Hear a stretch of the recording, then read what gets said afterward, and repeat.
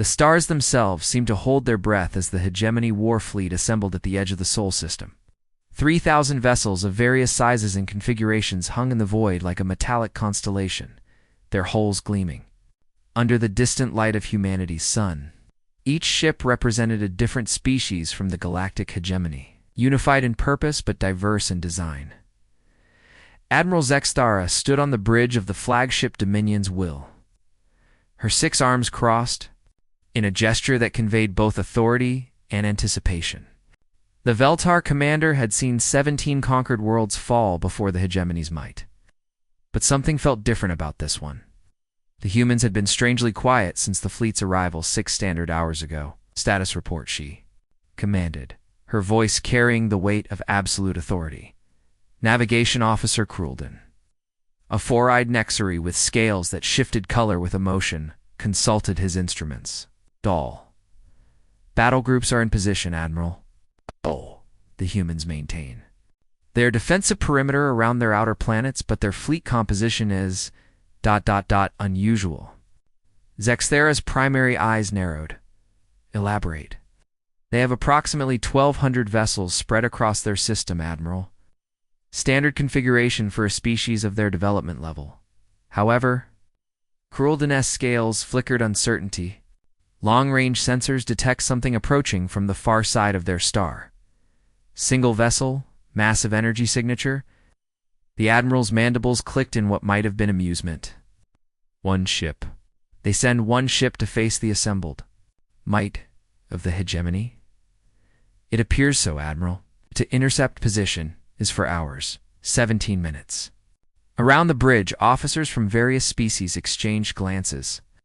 The hegemony had faced desperate last stands before, but this seemed beyond foolish. It seemed like madness. Admiral Zexthara settled into her command chair, a structure designed to accommodate her unique physiology. Very well, we wait. I want to see what these humans think one vessel can accomplish against 3,000. What none of them knew was that the approaching vessel carried more than weapons. It carried an idea that would challenge everything the hegemony thought they knew about warfare, about power, and about humanity itself. Chapter 1. The unexpected messenger captain Sarah Chen stood on the observation deck of the UES, Harmony, watching the hegemony fleet through the massive transparent aluminum windows. The sight should have been terrifying. 3,000 alien warships arranged in perfect battle formation, each one capable of glassing a planet. Instead, she felt a strange calm. "Captain," came a voice from behind her. She turned to see Commander Marcus Webb, her second in command, approaching with a datapad in hand. His weathered face showed the strain of the past week's preparations, but his eyes held steady resolve. "The final calculations are complete," Webb said, handing her the pad. "Dr. Yamato and her team have triple-checked everything. The quantum resonance array is operating at optimal parameters." Sarah nodded, scrolling through the technical readouts. The numbers were staggering energy outputs that dwarfed anything humanity had ever attempted. Calculations that pushed the boundaries of known physics. "Any word from Earth Command?" "Admiral Harrison sends his regards," Webb replied with a slight smile. He said, and I quote, "Show them what humans do when someone threatens our home." Sarah laughed despite the gravity of the situation. "That sounds like him." She handed the pad back to Webb. "How's the crew holding up?" "Surprisingly well, considering. We're about to attempt something that's never been done before. Dr. Yamato is practically vibrating with excitement. She keeps saying this is the biggest experiment in human history." "She's not wrong," Sarah mused, turning back to the window. "Marcus, do you think we're making the right choice?" Webb joined her at the window, his gaze fixed on the alien fleet. "You mean instead of fighting them conventionally?" "Sarah, we both know how that would end. They outnumber us 3-1, and their technology is at least 50 years ahead of ours. This is our only chance. But if we're wrong about their intentions, then we'll have learned something valuable about ourselves," Webb said quietly. "And maybe, just maybe, we'll have started something that will outlast all of us." The bridge. Communicator crackled to life. Captain Chen to the bridge, receiving a transmission from the hegemony flagship. Sarah and Webb exchanged glances. "Showtime," she said. The bridge of the Harmony was unlike any other vessel in the human fleet. Where most ships were designed for combat efficiency, the Harmony had been built for a different purpose entirely. The central area was circular, with workstations arranged in concentric rings around a massive holographic display that could project images in full three-dimensional detail. On screen, Sarah commanded as she took her position in the captain's chair. The display shimmered, and suddenly they were looking at the bridge of an alien vessel. The creature that appeared was unlike anything in human record stall, with multiple arms, and a face that seemed to shift between expressions of authority and curiosity. "I am Admiral Zexthera of the Galactic Hegemony," the alien said, her voice translated by the Universal Communication Protocols. "You will identify yourself and state your intentions." Sarah stood, straightening her uniform. "I am Captain Sarah Chen of the United Earthship Harmony. I come bearing a message from humanity." The alien's mandibles clicked in what might have been amusement. "A message. Captain Chen, you are approaching a battle formation of 3,000 vessels with a single ship. What message could possibly be worth such a gesture?" "The message that warfare isn't the only way to resolve conflicts," Sarah replied calmly. "Admiral, your fleet represents the accumulated military might of dozens of species. Impressive, certainly. But we'd like to show you something else, what's possible when those same species work together, not in conquest, but in creation." There was a pause as the alien admiral processed this. "Explain? You know why you're here," Sarah continued. "The hegemony has been expanding for centuries, absorbing species and their technologies. You believe humanity represents a threat to your dominance. We're here to prove that you're right, but not in the way you think." The alien's eyes, all six of them, focused intently on Sarah. "You speak in riddles, human. Are you surrendering?" "Admiral, we're offering you a choice. You can destroy our fleet, occupy our worlds, and add humanity to your collection of conquered species. Or you can witness something that will change your understanding of what's possible when beings choose. Cooperation over domination. And if we choose the former..." Sarah's expression remained calm, but her voice carried a hint of steel. "Then you'll have missed the greatest opportunity in galactic history. The choice is yours, Admiral, but I suggest you make it quickly. We're about to show you has a very specific window of opportunity." The alien admiral leaned back in her chair, her multiple arms shifting in what appeared to be deep thought. "Very well, Captain Chen. You have intrigued me. We will observe your demonstration. But no, the Sif, you are attempting some form of deception. The consequences will be severe." "Understood, Admiral. But I promise you, what you're about to see is no trick. It's the future." The transmission ended, leaving the bridge of the Harmony in thoughtful silence. "Well," Webb said finally, "that went better than expected, did it?" Sarah asked. "We've got their attention, but now we have to deliver on our promises. Dr. Yamato, are we ready?" From her position at the science station, Dr. Keiko Yamato looked up with barely contained excitement. "The quantum resonance array is fully charged, Captain. All systems are green. We're as ready as we'll ever be." Sarah nodded and activated the ship-wide communication system. "All hands, this is the captain. In approximately 30 minutes, we will begin humanity's first attempt at large-scale quantum consciousness bridging. Every person on this ship volunteered for this mission, knowing the risks. What we're about to attempt has never been done before, and the success of our species may depend on it." She paused, looking around the bridge at her crew. "But I want you all to know, whatever happens in the next few hours, I'm proud to serve with each and every one of you. We're not just representing humanity today, representing the idea that intelligent beings can choose understanding over violence, cooperation over conquest. Now let's show them what humans can do when we put our minds to it." Hush, hush.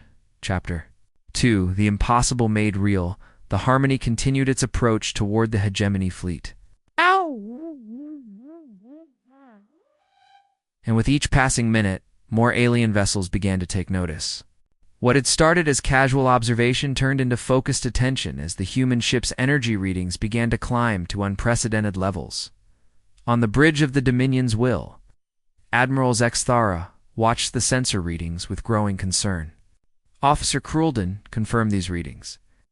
The human vessel's power output is increasing exponentially. The Nexari officer's scales had shifted to a deep purple color that indicated extreme confusion. Confirmed, Admiral. Their energy signature is now approaching levels consistent with a small star? But that's impossible. No vessel that size should be able to generate such power without destroying itself. Weapon status? That's the strange part, Admiral. We're detecting massive energy buildup, but no weapon signatures. Whatever they're powering, it's not conventional armament. Zexthera's mandibles clicked rapidly as she processed this information. In her 17 campaigns, she had never encountered anything like this. Open a channel to the human vessel. The image of Captain Chen appeared on the main display, and the Admiral noted that the human looked remarkably calm for someone whose ship was apparently on the verge of a catastrophic power failure. Captain Chen, our sensors indicate your vessel is experiencing a massive energy surge. Are you in distress?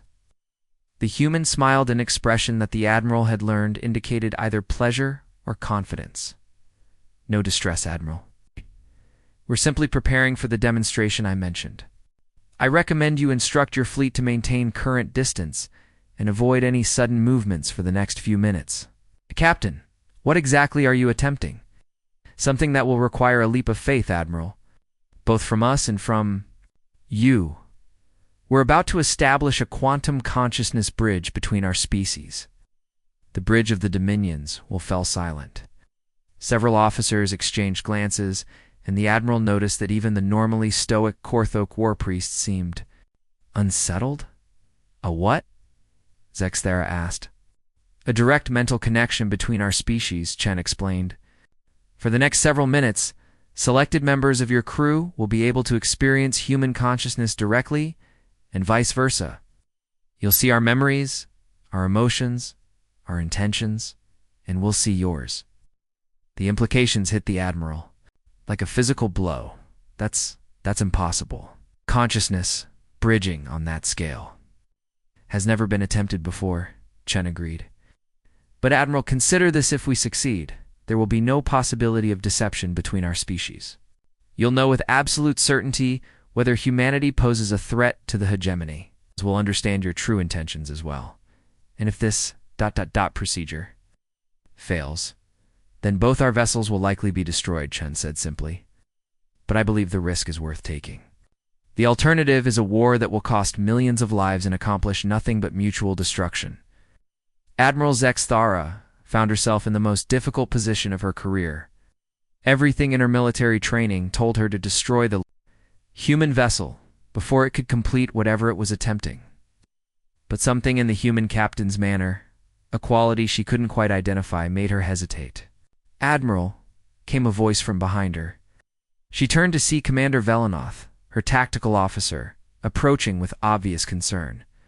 I must advise against allowing the humans to proceed. This could be an elaborate trap. My thoughts exactly. Commander Zexthera replied. And yet, ... double quotes. And yet, Admiral. In 17 campaigns, I have never encountered a species that chose communication over combat when faced with overwhelming force. The humans could have attempted a preemptive strike or deployed some form of superweapon. Instead, they send a single ship with an offer to share consciousness itself. She paused, staring at the image of Captain Chen on the display. Either they are the most elaborate deceivers in galactic history, or they represent something genuinely new. I find myself curious to discover which. Admiral, the risk is acceptable, Zexthera said firmly.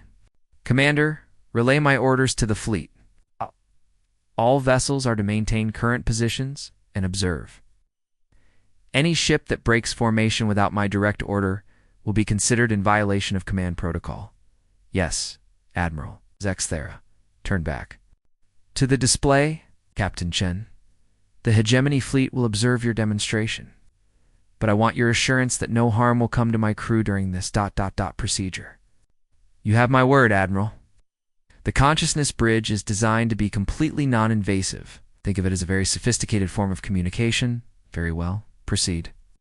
The transmission ended, and the bridge of the harmony erupted in controlled activity. Dr. Yamoto's fingers flew over her console as she made final adjustments to the quantum Resonance array. Captain, she called out.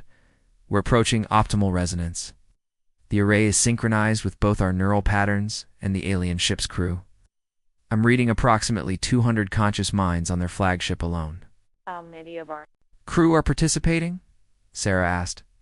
50 volunteers from various departments, enough to provide a comprehensive view of human consciousness and culture. Commander Webb stepped up beside Sarah's chair. Captain, we're entering uncharted territory. Here. Even Dr. Yamoto's team can't predict all the possible outcomes. Shh. I know, Marcus. But sometimes you have to take a leap of faith. Dr. Yamoto, initiate the consciousness bridge. The harmony began to glow with an ethereal light as the quantum resonance array activated. Energy patterns invisible to the naked eye reached out across space, seeking contact with the alien minds aboard the hegemony flagship. What happened next would be remembered as the moment everything changed. Chapter 3. Minds across the void. The first sensation was disorientation. Admiral Zexthera felt her consciousness expand suddenly, as if she were falling through an endless void filled with lights. Then gradually the sensation stabilized, and she found herself experiencing something impossible. She was still herself, but she was also someone else. Sarah Chen, came a voice that was not a voice, presence that was warm and determined and utterly alien, yet somehow familiar. Asterisk captain of the UES Harmony, born on Earth Colony, Kepler 44, to be. Joined the Space Force at age 22 to see the stars. Asterisk. The alien admiral found herself experiencing human memories as if they were her own. She saw a blue-green world under a yellow sun, felt the warmth of sunlight on skin, experienced the joy of a child's first glimpse of the night sky. But more than that, she felt the emotions that drove the human captain, a deep love for her species, a fierce desire to protect her home, and underneath it all, an unshakable belief that different species could coexist peacefully. This is impossible, Zexthera thought, but even as she did, she felt the human's response. Not impossible, came Sarah's mental voice. Asterisk, just difficult. Admiral, I can feel your surprise. But more than that, I can feel your fear. You're afraid that your superiors will see this as weakness. Asterisk, it was true. As Zexthera experienced human consciousness, she felt the human experiencing hers in return. Sensation was deeply unsettling. Never before had another being known her thoughts so completely, but it was also liberating. For the first time in her career, she could be completely honest about her motivations and fears. Asterisk, I have conquered 17 worlds. Zexthera. His thoughts flowed to Sarah. Asterisk, each time, I told myself it was for the greater good of the hegemony. But I have seen what conquest does to a species. I have watched proud civilizations reduced to subjects, their cultures absorbed and their uniqueness lost. Asterisk, then why do you continue? Sarah asked. Asterisk, because I believed it was the only way to maintain peace. The hegemony's strength prevents larger conflicts. But your species, you offer something different. Asterisk around them, the consciousness bridge was expanding. 50 humans and 200 aliens were experiencing each other's thoughts, memories, and emotions. The effect was cascading. Each new connection strengthened the overall bridge, creating a network of understanding that spanned the gap between species. Dr. Yamoto, connected to a hegemony scientist named Dekvar, found herself marveling at the aliens' understanding of quantum mechanics. Asterisk, your people have approached consciousness from a completely different direction. Dekvar's thoughts carried wonder and excitement. Asterisk, we have spent centuries trying to understand the nature of individual awareness. You have found a way to share it. Asterisk, we had two. Asterisk, Dr. Yamoto responded. Asterisk, our species has always been defined by our diversity. We've learned that understanding comes not from studying others, but from experiencing their perspective directly. Asterisk, meanwhile, Commander Webb was connected to a hegemony tactical officer named Jorith. What he found surprised him, the aliens. Military training was remarkably similar to his own, but the underlying philosophy was entirely different. You fight to protect, Jorith observed. Asterisk, we fight to control. The tactics are similar, but the purpose changes everything. Asterisk, asterisk protection and control aren't always different, asterisk Webb responded. Asterisk, but the motivation matters. When you fight to protect, you seek to minimize harm. When you fight to control, harm becomes acceptable if it serves your purpose. Asterisk, the consciousness bridge continued to expand, and with each new connection, the barriers between the species began to dissolve. Humans experienced the complex social structures of the hegemony, the weight of maintaining order across thousands of worlds, the burden of making decisions that affected billions of lives. The aliens experienced humanity's chaotic creativity, their tendency to find solutions through cooperation rather than hierarchy, their absolute refusal to accept that any problem was unsolvable, but it was the emotional connections that proved most powerful. A human engineer named Jackson found himself linked to a Veltar maintenance worker named Kixalon. Both beings spent their lives keeping complex machinery running. Both took pride in their work, and both had children they worried about leaving behind. Asterisk, your young one. Jackson's thoughts carried warmth as he experienced Kixalon's memories of his offspring. Asterisk, she's beautiful and smart. That design she created for the water recycling system is brilliant. Asterisk, asterisk, she wants to be an engineer like her father, Kixalon responded. Asterisk, but the hegemony has already assigned her to agricultural services. Her aptitude scores weren't high enough for technical training. Asterisk, asterisk, that's wrong, asterisk Jackson thought. Asterisk, every child should have the chance to pursue their passion. That's how we get the best innovations. Asterisk, asterisk, your species allows this. Asterisk, asterisk, we encourage it. Our greatest discoveries have come from people who refuse to accept limitations, who insisted on exploring ideas that others thought impossible. Asterisk, the implications of this exchange rippled through the consciousness bridge. The hegemony's rigid assignment system, designed to maintain efficiency and order, had been stifling exactly the kind of innovative thinking that had led to humanity's rapid technological advancement. Admiral Zexthera felt the revelations cascading.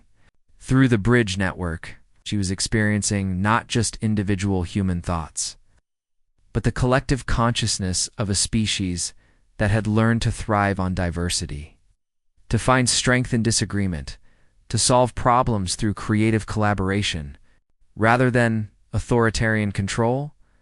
Asterisk, this is what you wanted to show us, she thought to Captain Chen. Asterisk, not just your intentions, but your entire approach to existence. Asterisk, asterisk partly. Asterisk, Sarah responded. Asterisk, but Admiral, there's something else. Something that could change everything for both our species. Asterisk, asterisk what? Asterisk, asterisk the consciousness. Bridge isn't just a communication tool, it's a problem-solving tool. When minds work together like this, they can tackle challenges that no single species could handle alone. Asterisk, as if summoned by her thoughts. Dr. Yamoto's voice echoed through the bridge network. Asterisk, the quantum resonance array is operating beyond our most optimistic projections. We're not just sharing consciousness, we're creating a hybrid intelligence that combines human creativity with hegemony knowledge. The processing power is extraordinary. Asterisk, asterisk show. Them, Sarah thought to her science officer. What happened next would be remembered as the moment. First contact became first collaboration. The hybrid consciousness created by the bridge began to tackle problems that had stymied both species for decades. Faster-than-light communication, previously thought impossible, became achievable when human intuition was combined with hegemony mathematical precision. Energy production methods that could power entire star systems emerged from the marriage of human innovation and alien engineering knowledge. Asterisk, this is just the beginning. Sarah's thoughts carried excited anticipation. Asterisk, Admiral, imagine what we could accomplish if our species worked together permanently. The hegemony's organizational skills combined with humanity's creative chaos. Your species' technological advancement paired with our problem-solving approaches. Asterisk, asterisk, a true partnership. Zixthera responded slowly. Asterisk, not conquest, but cooperation. Asterisk, asterisk. More than that, asterisk, Sarah continued. Asterisk, a new form of civilization, entirely. 1. Where different species contribute their unique strengths to common goals. Asterisk. The consciousness bridge was beginning to strain under the weight of so many connections. But before it collapsed, one final revelation emerged. A human historian named Martinez, connected to a hegemony archivist named Velsath, made a discovery that would reshape both species' understanding of their own history. Asterisk, your records are incomplete, Velsath observed, as he experienced Martinez's memories of human historical research. Asterisk, you have no information about the progenitor wars. Asterisk, asterisk the what? Martinez responded. Asterisk ancient conflicts that reshaped the galaxy millions of years ago. The hegemony has fragments of records, but much was lost. However, your species' approach to historical analysis, combined with our archive data, asterisk the hybrid consciousness formed by their connection, began to piece together a historical puzzle that had remained unsolved for millennia. The galaxy had once been home to a species that had achieved perfect cooperation between different forms of life. They had been destroyed not by war, but by stagnation. Their very perfection had made them unable to adapt to a changing universe. Asterisk, they achieved what we're attempting, asterisk Martinez realized. Asterisk, but they went too far, eliminated difference entirely. Asterisk, asterisk, which is why the hegemony's approach is flawed, asterisk Velsath responded. Asterisk, we seek to absorb and control diversity. But diversity only creates strength when it remains diverse. Asterisk, asterisk, and that's why humanity's approach is dangerous too, asterisk Martinez continued. Asterisk, we celebrate difference. But we've never learned to truly unite when it matters. Asterisk, asterisk, but together. Asterisk Velsath's thoughts carried wonder. Asterisk together, we could achieve what the progenitors never did. Unity without uniformity, cooperation without control. Asterisk the consciousness bridge began to collapse as the quantum resonance array reached its limits. One by one, the connections dissolved, leaving both species with memories of shared thought but separate minds once again. But the knowledge gained during those brief moments of connection would change everything. Chapter 4. The choice, the bridge of the Dominion's will, was silent as the consciousness bridge dissolved. Admiral Zexthara found herself back in her own mind, but the experience had left her fundamentally changed. She could still feel the echo of human thoughts, the warmth of Sarah Chen's determination, the creative chaos that drove their species forward. Around her, the bridge crew was similarly affected. Officers who had spent their careers following orders without question were now experiencing doubt not about their loyalty, but about the fundamental assumptions that had guided their actions. Admiral, came a quiet voice. She turned to see Commander Velenoth, her tactical officer, approaching with obvious uncertainty. I experienced the human military philosophy. Their concept of protecting the innocent rather than maintaining order. It's given me much to consider. Zexthara nodded slowly. It has us all, Commander. What's the status of the fleet? All vessels report successful completion of the consciousness bridge. No damage, no casualties. But Admiral ... the crew reports. Unusual? How so? Many officers are requesting permission to communicate further with their human counterparts. They want to continue the collaborations that began during the bridge. Our science vessels are particularly affected. They're claiming the hybrid consciousness achieved more advances in 15 minutes than they had in decades of research. The Admiral was not surprised. She had felt the same pull, the same desire, to continue the unprecedented cooperation they had experienced. But she also felt the weight of her responsibilities to the hegemony. Open a channel to the human vessel, she commanded. The image of Captain Chen appeared on the display. Thera noticed that the human captain appeared equally affected by the experience. There was a new depth in her eyes, a understanding. That came from having directly experienced an alien perspective. Captain Chen Zexthara began. The consciousness bridge has been ... educational. However, I must ask, was this your intention from the beginning? To change our fundamental understanding of our purpose? Sarah smiled, but it was a sad expression. Admiral, I won't lie to you. We hoped that direct contact would help you understand humanity's true nature. But we also understood yours through the bridge. Your species isn't evil. You're afraid. You maintain the hegemony because you believe it's the only way to prevent chaos, and you believe there's an alternative. I believe we've just created one, Sarah replied. Admiral, during the bridge, our combined consciousness solved problems that neither species could tackle alone. We developed new technologies, new approaches to governance, new ways of understanding the universe itself. That's what cooperation can accomplish. Zixthera was quiet for a long moment. Captain, I am one admiral in a vast hierarchy. Even if I were convinced that cooperation was preferable to conquest, I cannot make that decision for the entire hegemony. Understand, but Admiral, you have a choice to make right now. You can follow your orders and attempt to conquer humanity, or you can return to your superiors with a different proposal. What proposal? A pilot program.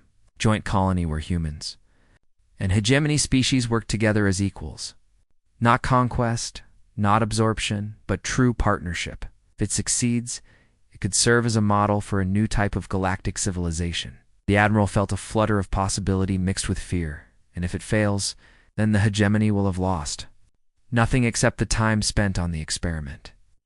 But if it succeeds, Admiral, imagine what we could accomplish together. The hybrid consciousness we created showed us technologies that could revolutionize both our civilizations. Energy sources that could power entire star systems. Medical advances that could extend lifespans across all species. Transportation methods that could connect the galaxy in ways we've never imagined. You're asking me to bet my career on an untested theory? I'm asking you to bet your career on hope, Sarah replied. Admiral, during the bridge I felt your thoughts. You've conquered 17 worlds, but you've also seen what conquest does to a species. You've watched proud civilizations reduced to subjects. Is that really the legacy you want to leave? The question struck at the heart of Zexera's deepest fears. She had indeed seen what conquest did to a species, and it had haunted her for years. But she had also seen what happened when the hegemony's control weakened systems descended into chaos, wars broke out, millions died. Captain, she said slowly, even if I were to support such a proposal, convincing the Hegemony Council would be nearly impossible. They have ruled through strength for millennia. They will not easily embrace a philosophy of cooperation. Then don't try to convince them with words, Sarah replied. Convince them with results. Admiral, what if we could demonstrate the effectiveness of cooperation in a way that was undeniable? What do you mean? The consciousness bridge proved that our species can work together. But what if we could solve a problem that affects the entire galaxy? Something that would benefit every species, including the hegemony. Zexthora's interest was piqued. What kind of problem? During the bridge, our combined consciousness identified several critical issues facing galactic civilization. Resource depletion, overcrowding, the gradual collapse of older star systems. Problems that will affect everyone within the next few centuries. And you believe human hegemony cooperation could address these issues? I believe we could address them better together than either species could alone, Sarah replied. Admiral, I'm proposing a demonstration. Give us 6 months to work together. On one of these problems, if we succeed, you'll have concrete proof that cooperation works. If we fail, you can proceed with your original orders. The bridge of the Dominion's will was quiet as the Admiral processed this proposal. Around her, she could feel the attention of her crew, all of whom had been affected by the consciousness bridge experience. 6 months, she said finally. And what problem would you choose to address? The Kepler 438 system, Sarah replied without hesitation. Your records show that it's scheduled for evacuation within the next year as its star becomes increasingly unstable. 3 billion beings will need to be relocated. With our combined resources and the problem-solving approaches we demonstrated during the bridge, we could stabilize the star instead of abandoning the system. Zexthera felt a chill run through her. The Kepler-438 situation was classified at the highest levels. The human shouldn't have known about it. But during the consciousness bridge, information had flowed freely between species. The implications were staggering. That project has been declared impossible by our best scientists, she said. By your best scientists working alone, Sarah corrected. Admiral. The hybrid consciousness we created during the bridge had insights that neither species could achieve independently. We believe stellar stabilization is possible, but it will require unprecedented cooperation between our species. If you're wrong, if the attempt fails, then 3 billion beings will be evacuated as planned, and you'll have lost nothing except 6 months of time. But if we succeed, we'll have saved 3 billion lives and demonstrated that cooperation can achieve what conquest cannot. Zexthera finished. The weight of the decision pressed down on her. She was being asked to choose between the certainty of following orders and the possibility of changing the galaxy. Admiral, came a voice from behind her. She turned to see Dr. Thekfar, the hegemony scientist who had been connected to the human. Dr. Yamamoto, during the bridge. I must speak in favor of the human proposal. The advances we achieved during the consciousness bridge were extraordinary. If we could sustain that level of cooperation for 6 months, you believe stellar stabilization is possible, Doctor? I believe it's worth attempting, Admiral. The alternative is accepting defeat before we've even tried. Zexthera looked around her bridge, seeing the faces of officers who had been fundamentally changed by their experience with human consciousness. She thought of the 17 worlds she had conquered, the civilizations she had absorbed, the legacy of control and domination that had defined her career. Then she thought of the hybrid consciousness they had created, the solutions that had emerged from cooperation, the possibility of a future where different species work together instead of in opposition. Captain Chen, she said finally, I will need to consult with my superiors. But I am prepared to recommend that the hegemony accept your proposal. Yes. 6 months to attempt stellar stabilization of the Kepler-438 system through human hegemony cooperation. If your superiors refuse, then I will have to make a choice between my duty to the hegemony and my duty to the galaxy, Zexthera replied. But Captain, I want you to understand this proposal represents the greatest risk either of our species has ever taken. If we succeed, we could change the course of galactic civilization. If we fail, ... Double quotes, we fail together. Sarah finished. Admiral, there's something else you should know. The consciousness bridge is just the beginning. Dr. Yamamoto's team has been working on a permanent version of communication network that could connect all willing species across the galaxy. Imagine what we could accomplish with that level of cooperation. One step at a time, Captain. First, we save Kepler-438. Then we see what the future holds. The transmission ended, leaving both bridges in contemplative silence. The fate of the galaxy now rested on a decision that would be made in the council chambers of the hegemony, where beings who had never experienced human consciousness would decide whether to embrace cooperation or continue the path of conquest. But for the first time in her career, Admiral Zexthera felt something she had never experienced before. Hoped that there was a better way forward. / Epilogue. The New Frontier. 6 months later. Kepler-438 system blazed with new life. Where once a dying star had threatened to consume, 3 worlds and their billions of inhabitants now burned a stabilized sun that would provide light and warmth for millennia to come. The impossible had become reality through the combined efforts of human creativity and hegemony.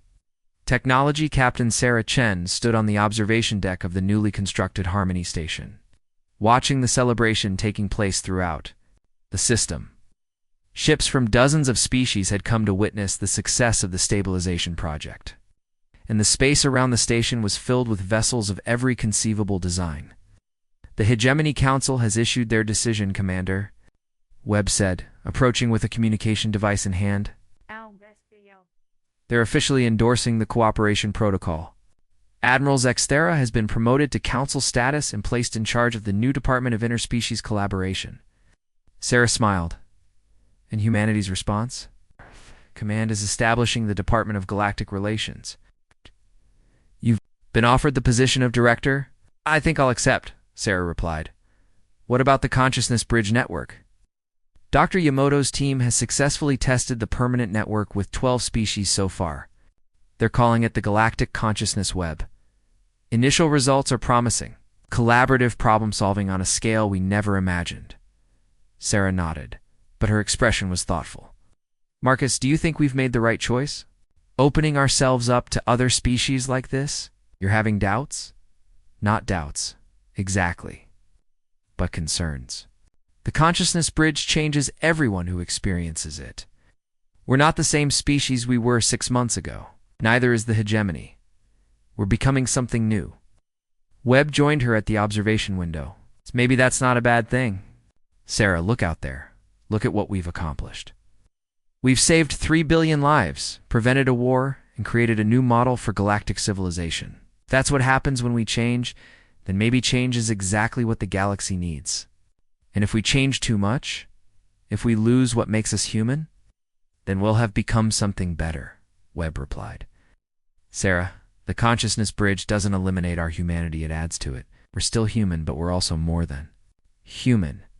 We're part of something larger. A soft chime indicated an incoming communication. Sarah activated the display, and the image of Admiral Zexthera appeared. But the alien looked different now, more relaxed, more open, as if the weight of conquest had been lifted from her shoulders. Captain Chen, Zexthera said, or should I say Director Chen, I wanted to personally thank you for what you've accomplished. Here, the Kepler 438 project has exceeded all expectations. It's what we accomplished together, Admiral, or should I say Counselor. Neither species could have done this alone.